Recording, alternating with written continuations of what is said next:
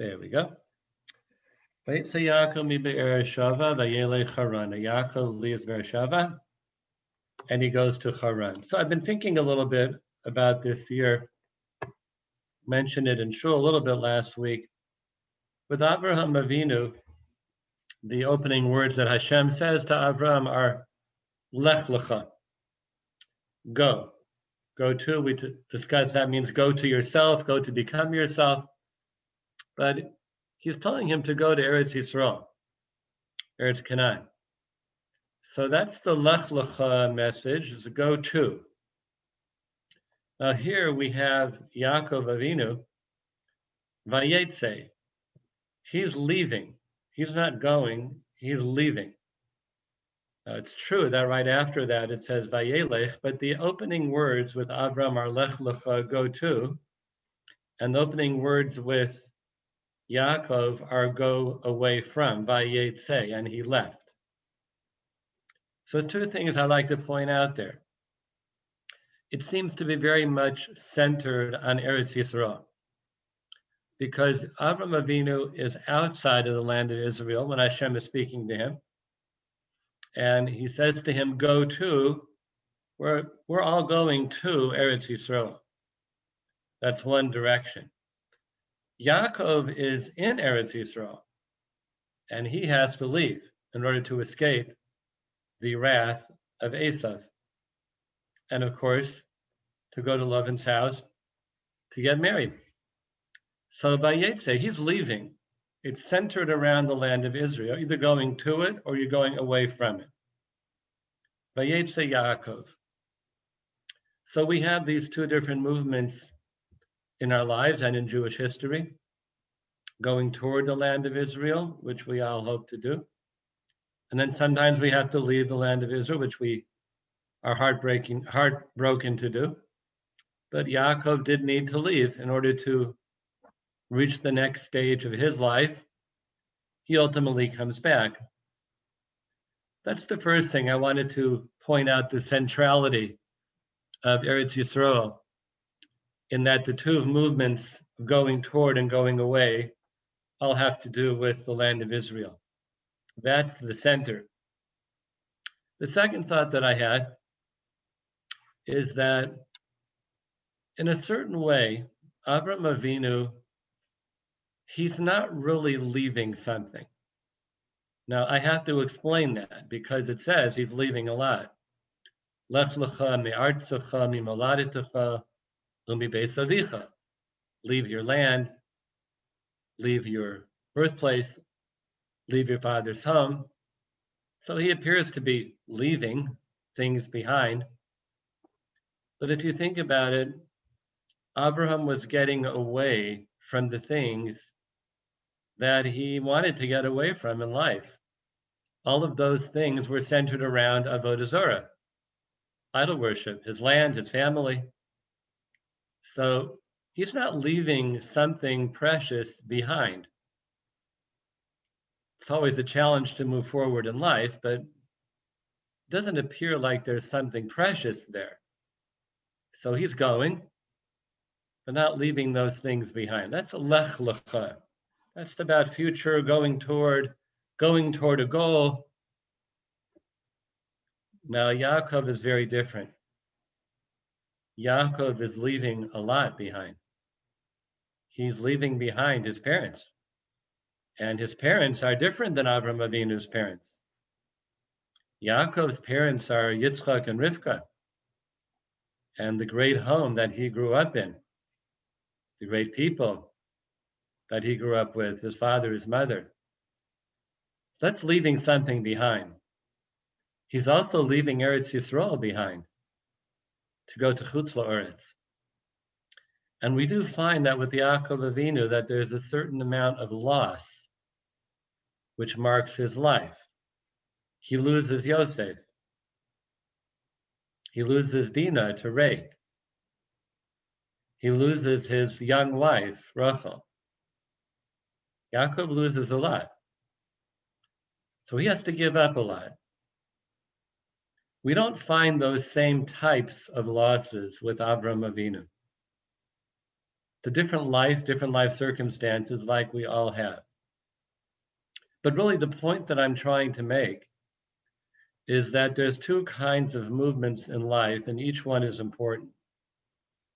One is what we're moving toward. That's the Avraham Avinu movement. That's going toward everything that he hopes to actualize, everything he hopes to be, Lech Lecha, the land of Israel. Not leaving a lot behind, but going to an awful lot ahead of him, which will make his life the great life that it was.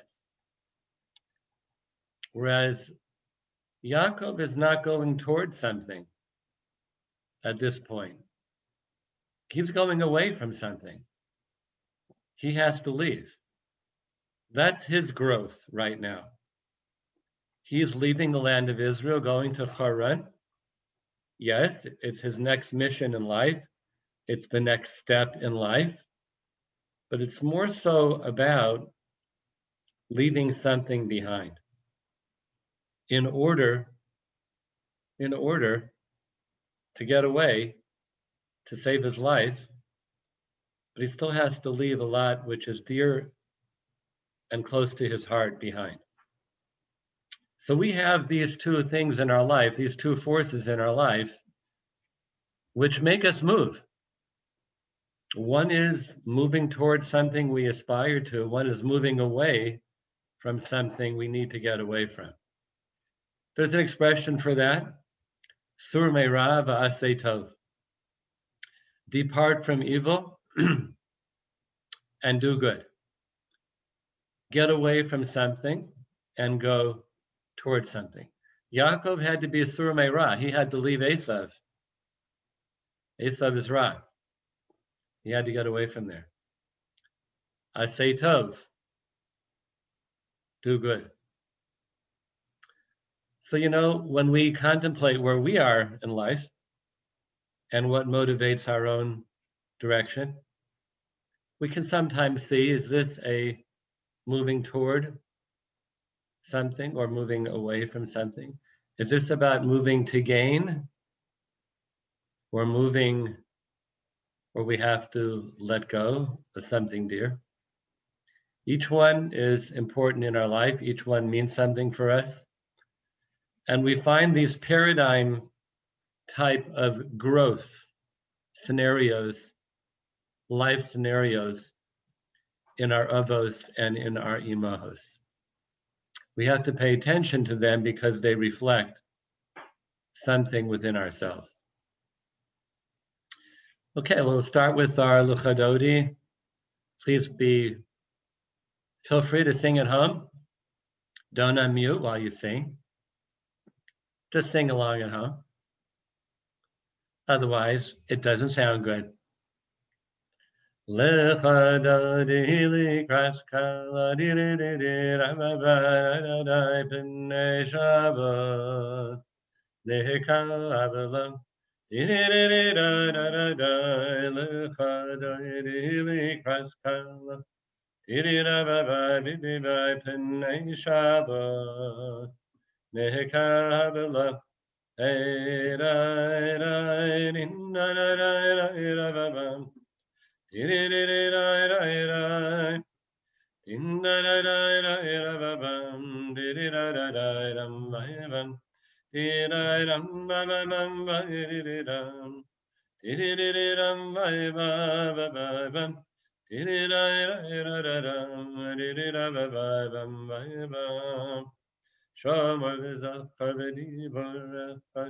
Ishmiyanu kel hamayucharaya.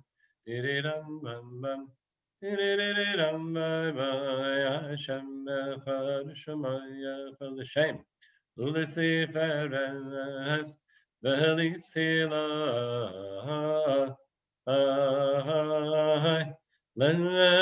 l'echadayri l'ikaras kamala Pennei Ishabos Nekabalan Tiriram Babam Bairidam Tiriram Babam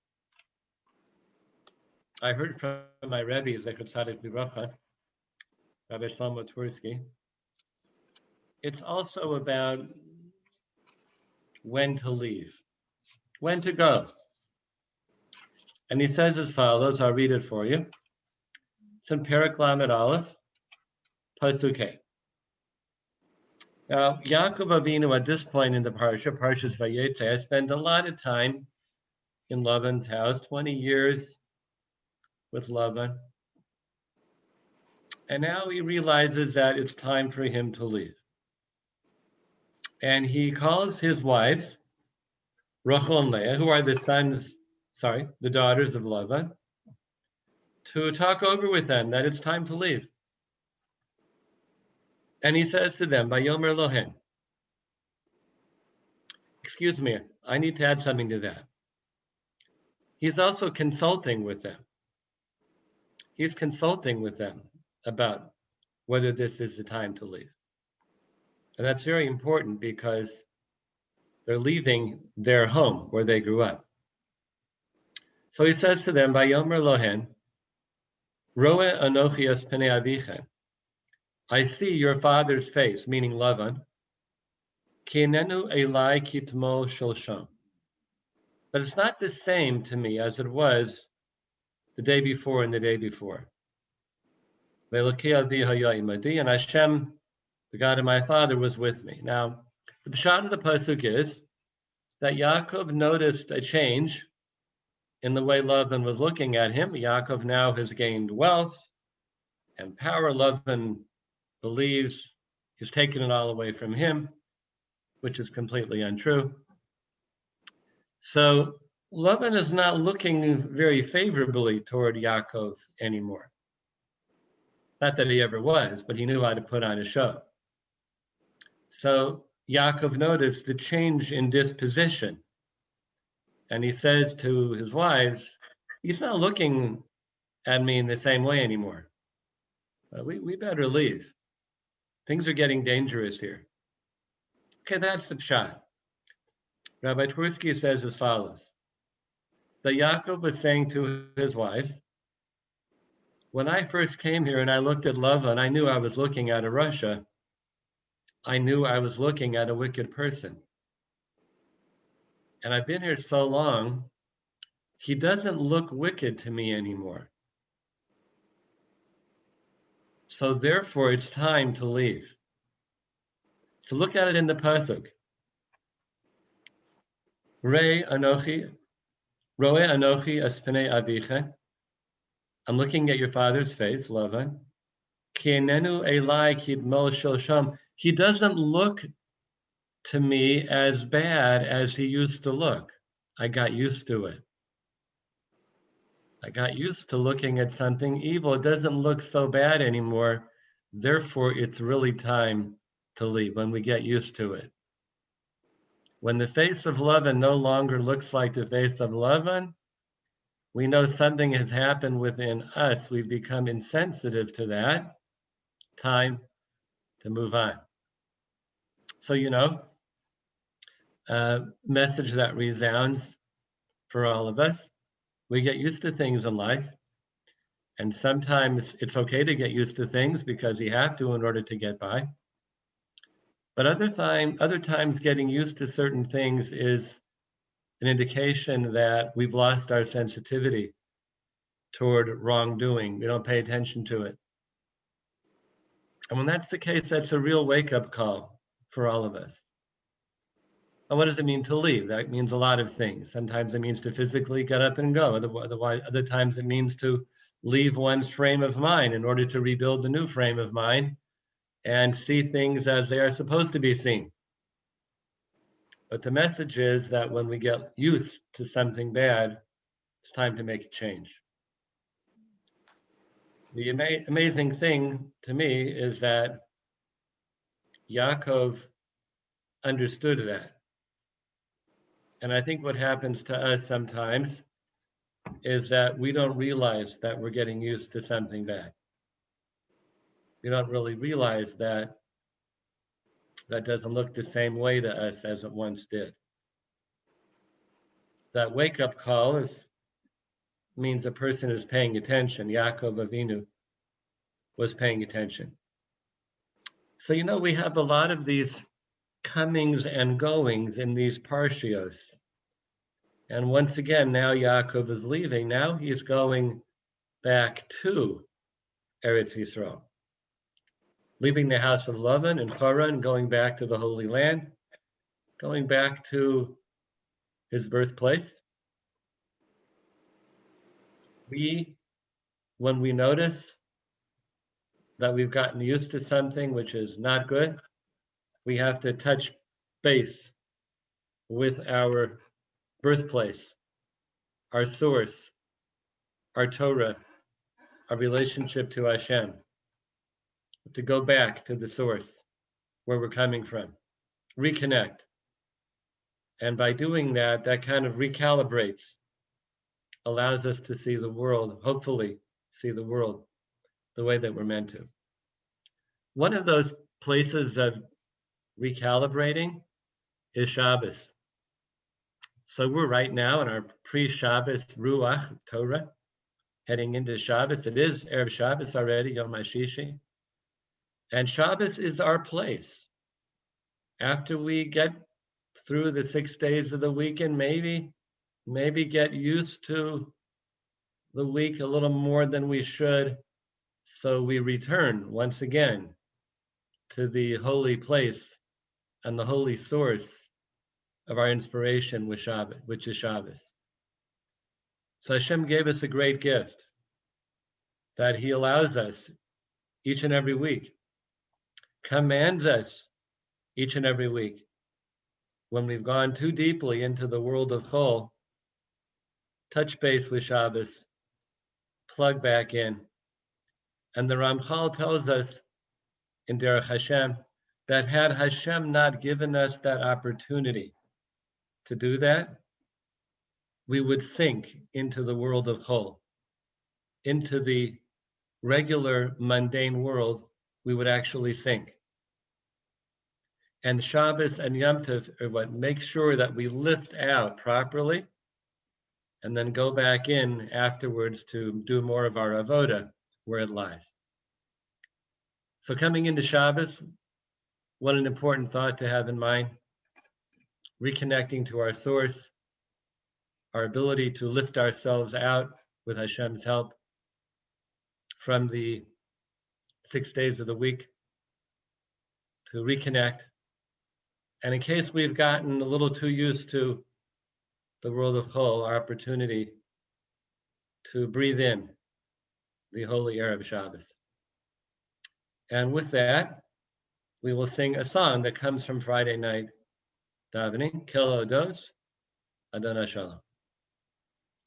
Ke'elado Sadon Hashalom Mekadesh HaShabbos U'Mevaresh Ke'elado Sadon Hashalom Mekadesh HaShabbos U'Mevaresh Ummeni Abikdusha Ayliyamedu Shneyanek Liyamedu Shneyanek Zechel Maseh Bereshis Ummeni Abikdusha Ayliyamedu Shneyanek Ayliyamedu Shneyanek Zechel Maseh Bereshis Ke'elavaydo Sado Nashana Kadesh HaShabbos U'Mevaresh Ke'elavaydo Sado Nashana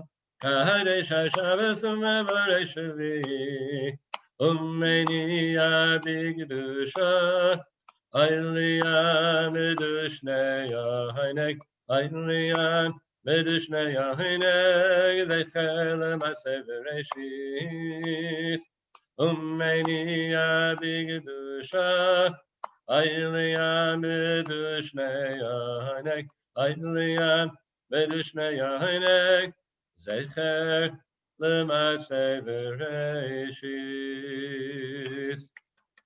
A good Erev Shabbos, everybody. That wasn't me clapping for myself. That was someone sitting next to me. Just want you to know that.